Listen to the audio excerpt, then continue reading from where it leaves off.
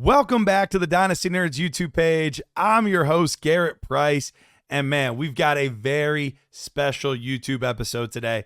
I've got my guy, Ray GQ, back in the house. Ray, how you doing, man? Let's go, baby. I need the air horns. Do. Let's get it, man. I'm excited to jump on with you, Garret. Man, it's all started off with Dynasty Nerds with me, baby. So anytime I get to chop it up with you and really diving into Dynasty Fantasy Football Day, I'm going to show up and we're going to show out. I'm excited for this one, man. For sure, dude. Yeah, it's been 5 or 6 years ago now that we got all this going, and we were hanging out talking on the Dynasty Nerd streets, and then obviously you've done fantastic, blowing up. What all are you doing right now? Because you got all kinds of stuff that you've been involved in, you've been plugged in with, you have all your own stuff. So what do you got going on? Yeah, man. Same thing as everybody else, man. Just creating content, using this summertime off-season program to sort of figure out the direction that we want to go in this fall with Destination Devy, still doing stuff behind the scenes with the All Gas Army, with the squad, with the 25 class, with the 26 class. And then we're also just working on some creative tools to help people be better in the game of fantasy football, whether that's best ball, whether that's dynasty, whether that's keeper leagues, redraft.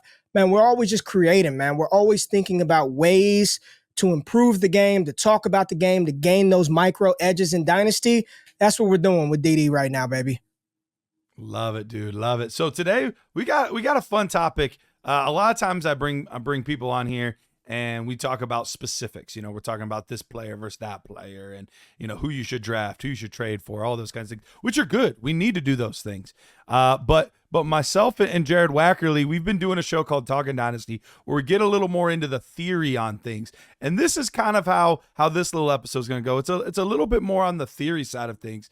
And I want to talk specifically about thinking through how to play Dynasty, because a lot of us just play. We get it, we draft, we get players, we're excited, we keep them, we draft new players. Like it's fun, but sometimes I don't think we stop to think about things. So Ray, let's start off with this for you.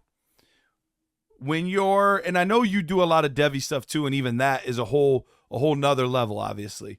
But thinking specifically for Dynasty, what's the difference for you when you do a redraft team versus when you draft a dynasty team? Like, how do you think about those things differently or the same?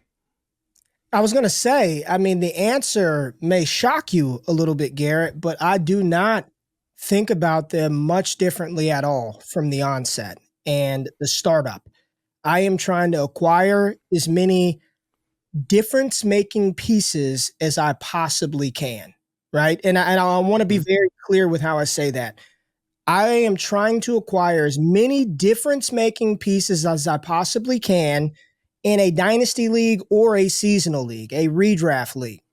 The shift actually happens for dynasty once those elite assets are no longer on the board, or at least my conviction on the players that I believe will be elite assets are no longer on the board. I am truly, Garret, searching for one thing and one thing only. It's something that I've coined and the DD family has continued to use and really put out there, is the thing called ADV. ADV is what I'm chasing. Artificial dynasty value. I want to make sure that I have as many assets on my roster that you like, that my other league mates like, that the community at large have a positive outlook on said player. Quick example, I don't want a team full of Quentin Johnstons. And this has nothing to do with what could or could not happen with QJ this fall, but the overall sentiment from the dynasty community, probably your league and my league, Garret, is not a good player. Failed in year one, not a good player, don't want him. I don't want assets on my roster that are not liquid. So I'm chasing liquidity. I'm chasing elite assets in both dynasty and in redraft. I love it. Because I do think sometimes we fall victim in our dynasty leagues. And look, I'll raise my hand, especially as a guy that loves the draft, loves rookies, loves young guys. I can fall victim sometimes to the man, I got to get so much youth on my team. Give me all the youth, give me all the youth, give me all the youth. And while on the surface, there's nothing wrong with having young players. It's not a bad thing to have young players on your roster. The longer they can stay on your team, the better. That's great. But ultimately, sometimes we get so concerned with that we lose value. We lose value because, yeah, I'm just going to take this young guy regardless of, maybe this player is going to still give me 2 to 3 years, which, Ray, in a dynasty league, 2 to 3 years is a long time. Yeah. I know plenty of dynasty leagues that haven't even lasted 2 to 3 years. Like, it's a long time. So I do think sometimes we do get in love with youth versus players that can help us win right now. So, Ray, when you're doing that, I love the ADV. I think that's a really good concept to think about. And I think these are types of things that, we might not have a term for them. We might not have processed through them, but I bet a lot of people are thinking right now, like, oh yeah, I do kind of do some of that. Like I am worried about who other people like and who I can trade for. And I didn't really think about it, but you just said it, Garrett. When you are chasing the young incoming rookie, when you're chasing Jackson Smith and Jigba, when it's Jordan Addison, Jaden Reed, these young rookie receivers or these rookie running backs that are coming in, you're not doing anything different than we're all chasing the potential boom of the young, shiny new toy, right? And the reality is, Garrett, probably more times than not, a lot of these young players that we have enthusiasm and optimism over, they're going to finish their fantasy season in a range alongside some older veteran that you don't want. Nobody truly wants Tyler Lockett. Like, you really don't want Tyler Lockett in Dynasty. Sure, you'll take Adam Thielen or Cooper Kupp or DeAndre Hopkins or Deebo Samuel or Jacoby Myers, but nobody thirsts and wants those assets. But at the end of the day, when you look at how many receivers in particular are scoring you 10 fantasy points per game, you love Drake London, don't you, Garrett? You're a Drake London fan. You're enthusiastic about George Pickens and these players. Know who finishes around the same points per game as all those Drake Londons? Romeo Doubs, Brandon Cooks, Josh Palmer, Chris Godwin, Deontay Johnson, Cortland Sutton. A lot of names of players that people aren't just chasing and trying to trade for. So when you're acquiring these assets that are liquid, that we use the term ADV, it's not to say that these players aren't good, but Drake London is giving you 2+ years of insulated value, despite the fact that he's barely getting you 10 fantasy points per game. That's the asset that I want, because the biggest misconception about Dynasty, Garrett, is we have influence or some sort of power over how these players progress. We're not running a team, yo. You can park as many of these guys on your taxi squad as you want, but you ain't going out there training them up to run better routes and hit the hole, right? So in Dynasty, I think one of the things that we have to do, Garrett, is be flexible. Understand, man, I really like Drake London, but this situation is not good. So what I'm going to do now is I'm going to cash out on some of that Drake London top 10, top 8 Dynasty receiver value. I'm going to acquire a player who's probably going to produce similar fantasy production for me, pick up some additional draft capital, and that allows me to either buy him back, invest in another young asset. You churn and burn the more you recognize that, Garrett, there's only a handful of players that literally change the math on your team. There's only a couple of CeeDee Lambs, a couple of Tyreek Hills, then you got a few more tiers, but after that, man, they're all kind of the same.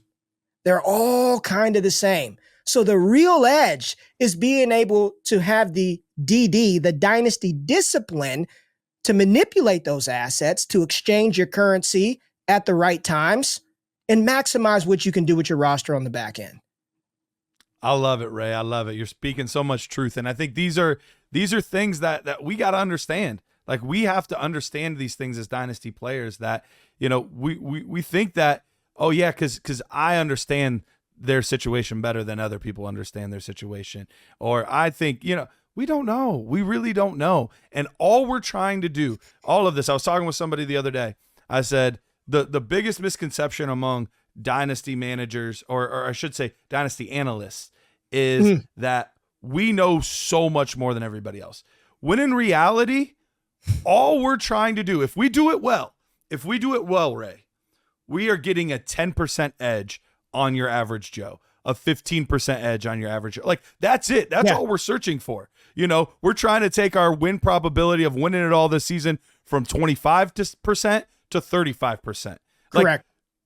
It's still such a luck game. There's so many things that could change and influence how we finish. So we're just trying to give ourselves the best probability. Is it changing it a ton? No, but we still want to get the edge where we can get the edge. And that's what we're trying to do. So Ray, I'm loving this. So when you're drafting, or when you're trading, or when you're looking at managing your dynasty team, how much do you value, and I'm sure roster size is going to play a role on this, but how much do you value having a dope starting lineup but a really weak bench versus a solid starting lineup but 5 or 6 assets on the bench that you feel really good about? Like, how do you weigh those things? I guess I'll say, at a general 10,000 foot view, give me the team that has a dope starting lineup and a shaky bench over a shaky bench, or over a really good bench and a decent starting lineup, but the bench is awesome. It goes back to what I talked about at the very beginning of this show, Garrett. I am chasing the type of players that can change the math of not just my team, but the league. Think about, in any dynasty league that you're in, I don't care the format, the size, super flex, single, doesn't matter. Think about the players in your league, Garrett, that if they were traded today, disrupts the league, right? If those players moved from a struggling team to a contending team, does Jacoby Myers really scare you? Not really.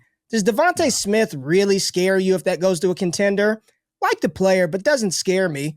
If Amon-Ra, CeeDee Lamb, Tyreek Hill, Breece Hall, Christian McCaffrey, Jahmyr Gibbs, they change hands from a middling to poor team to a strong contending team, everybody wakes up. You're like, oh crap, that was a big move that old Jared Wackerly made. I've got to counter. I'm still chasing elite players. Now, when I'm filling out my bench, the one thing that I'm not concerned about are the floor guys. I just need a bunch of floor players. I need a bunch of Tyler Boyds and Rashad Batemans. You can find, they're a dime a dozen. I guarantee you the efficiency that we are running our leagues is suboptimal. I guarantee you can go to any dynasty league that you're in, look on waivers, and there are about 3 or 4 floor guys that you can pick up off of waivers. They may not be sexy names, but they're probably names of players that can get you 7 to 9 fantasy points. I want elite assets. And after the elite asset, I want the elite hopium. I want the player that people still are holding out hope for. Rashad Bateman, Garrett. I see it. Sure. You might be one of them. I don't know. I'm not calling you out, but there are still people who are hoping for Rashad Bateman, who are hoping for these things. Yep. I'm going to try to backfill with as many of those pieces as possible, Garrett. And it's not because I'm trying to plug them into my lineup. I truly have the discipline to, when Bateman does go out there and get 6 targets, 50 yards, score a touchdown, and people are excited, I will move that asset. I have the discipline to say, there's the window. Now I'm going to make the trade, and I will worry about building my depth as I go. That is something that I am definitely not concerned with in check notes end of June, because nobody's winning a fantasy league in June. So give me as many elite assets as I can, dynasty or redraft. No, Ray, right on point, man. We did a startup mock draft yesterday on the Dynasty Nerds podcast. And I was in a situation where I had already taken 3 quarterbacks, right? But I, like you, towards the back end of my draft, honestly, after about like round 5 or 6, like, floor truly doesn't matter anymore to me. Like, it really doesn't matter. So here we are in like round 12, and Justin Fields is still on the board. And I'm talking to myself, and I'm like, if there's one player that could be taken in this range that is going in round 12 right now, that next year could be going in round 3, it's Justin Fields. Now, could that blow up in my face? Sure. But who cares if a round 12 pick blows up in your face? You didn't invest anything. It didn't cost you anything. I already had 3 quarterbacks, but I want to take the assets that could absolutely skyrocket, that could absolutely explode. We've seen Justin Fields be a top 6 quarterback in fantasy football before, specifically because of how well he runs the football. If he gets that job, we don't know that he will, but if he gets that job in Pittsburgh, we know that top 12 fantasy quarterback is very well within the realm of possible outcomes. So those types of moves, those types of things, I'm with you, Ray. We've got to think about not so much about who can get me 6 points, who could get me 7 points. Like, cool, awesome. But hey, who's the guy that he might get me 0, but all of a sudden he could get me 20? And that's a big difference maker. Well, and in that example, doesn't it feel better for you, the fact that you've got 3 quarterbacks? You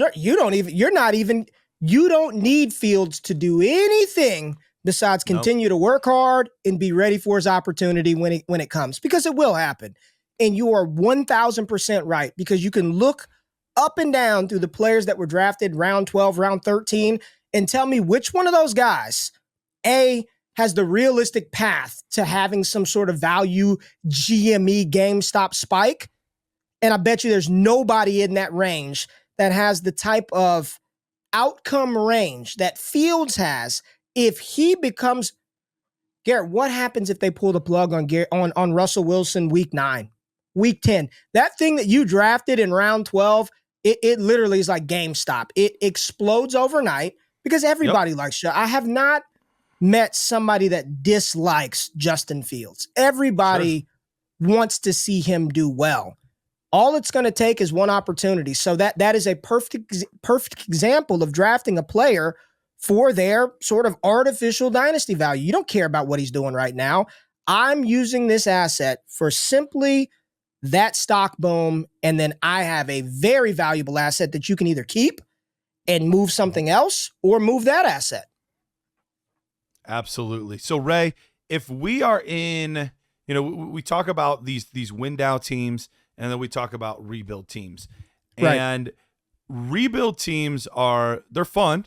They're fun to take over, but they could take a long time for some people. Yeah. Ray, ideally, how long should a rebuild take you? I know some of them are just brutal, and they're naturally going to take a little bit longer, but how long should we realistically expect to go from worst team in the league getting the first overall pick to contending for a ship? Like, how long do you think that process should take? If you are diligent and you are truly an active participant in your league and you are constantly negotiating deals, you're active in waivers, you are an active league and your league is active, I say 2 years tops. And I think if you do it right, you should be able to, depending on who you picked in the startup and how you went about your rebuild process, and I'm speaking very general, high level here. Sure. Anything past 2 years, you need to you need professional help. Anything past 2 years, and I don't mean that in a negative way, but there are services out there that review rosters, and because you should have enough liquid draft capital and flexibility to truly get the elite players in the classes, right? Whomever you think that is in 2025, you should be able to grab your Ollie Gordons, your Emeka Egbukas. You should be in a range to do that. Or you should have enough flexible draft capital to buy some players that are currently in the NFL that may have a little stink or stain on them that are dropping in value. You should have enough flexible tokens and coin, money, draft picks, whatever it is, to overhaul that roster in about 2 years. Anything over that, you're a donation, and you need to seek some. There are services in fantasy football to help you roster construct, because then that probably signifies to me that one or two things. One, your league activity is zilch, and if that's the case, find better leagues. If they're not active, your happiness in this game is more important than your loyalty to a league. And there's a way to go about leaving a league the right way. That's another topic for another day. But maybe you need to look for a more active league. 2 years tops, GP. Anything past 2 years, man, you're doing something wrong. Seriously, you're probably doing something wrong. After 2 years, you need to be in contention for at least a playoff spot. You should be. Absolutely. I couldn't agree more. And I think we do. We go and we acquire all of this draft capital. I got 25 picks, 26 picks, 27 picks. And you're like, man, by 2028, this team is going to be filthy. And you're like, 2028? 2028? Yeah, like, what? That's a Why long time. 2028? That's a long time. That's a Yeah. really long time. And that's the difficult part in some of this is I get it. We're playing Dynasty. We want to have that long-term outlook. But sometimes we're thinking so far ahead that we're missing the opportunities right in front of us. Because let's be realistic. Even if you are a really good talent evaluator, you are really good at picking the right players in these drafts. That means in the first round, you're going to have a 60 to 70% hit rate. If you're really good, If you're good, in second round, maybe you have a 30% hit rate. If you're really good, like you're going to need a lot of picks then, even at that hit rate, you're going to need a lot of picks in order to build a full team. A lot of them. So why not take some of those draft assets in 2027 and try to get some players that are still going to help you for the next 3, 4, 5 seasons. Guys that are still plenty young, but still have the upside available. Look, go out there, send a 27 first for a wide receiver you like. Go send one for a wide receiver you like, for a running back you like. Maybe it's not enough. Okay, I'll add a second on top. Okay, you figure those things out, but to just say, I'm going to, we have this like NFL GM mentality. We build through the draft. Like, cool. Oh yeah. That's awesome. Yeah. But realistically, it's going to take you forever and you're going to just be donating money to your league for a long time. Let me tell you, if you've got a treasure trove of assets, and by assets, I mean draft picks, you've got 625 firsts, 825 seconds, and the absolute worst thing that you can do, the worst thing you can do in Dynasty is make every single pick. You are setting yourself up for a world of hurt because you just talked about 60, 70% hit rate in round one if you're good and lucky. And normally you don't have. Now, if you had picks 101 through 106, okay, you're probably getting the elite of the elite, probably in good shape. But what I see is a lot of rosters have the 102, the 107, the 19, 110, 111, 112. Yep. I'm not making them picks. I am not making them. I'm either trying to package up those back end picks to get in the elite tier of players, or I am liquidating and targeting a player that is currently in the NFL that has a nasty taste in their mouth for whatever reason. I want Brandon Ayuk. Give me DJ Moore. Still a younger asset that can withstand another year, right? I'm going to trade for Rashee Rice. I'm trying to acquire some of those type of assets that I know have a role at the next level, that are tethered to good offenses, that could be very good players for us in fantasy, but a much safer bet than whatever the hell I take at 111 in 2025. It's a tremendously better bet than anything that you're getting there. Well, Ray, what if it's Devon A-Chain? If was a fifth, we'd all be drunk. Like, I'm not going to live in that land. You've got to churn and burn. You have to be active. And Garrett, you said something at the start of this. You don't want to just sit around and wait. We are not training up and coaching these players.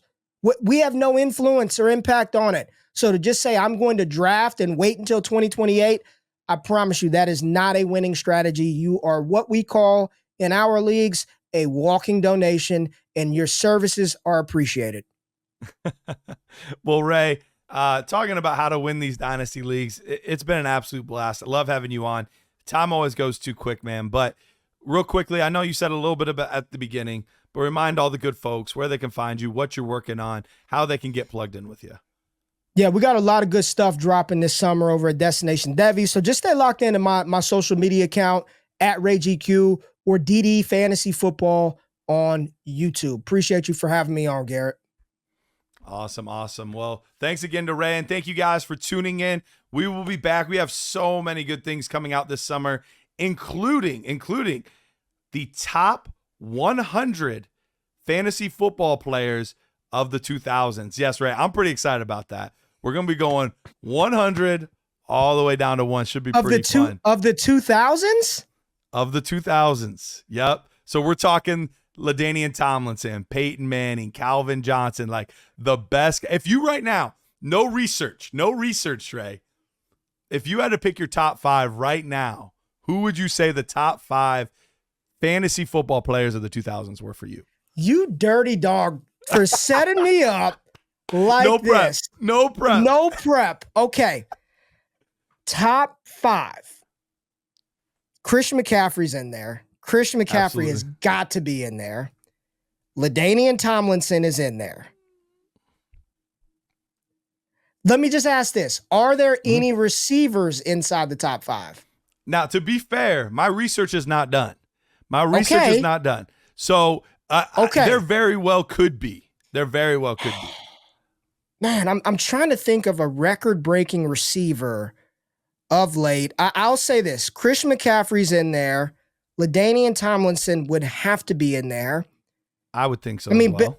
But I would think from a positional value standpoint, and maybe he's probably not top 5 overall, but Travis Kelce, what he's done at the tight end position has got to be up there somewhere. Yeah. Sure. I'm guessing. This is just my guess. I could be wrong.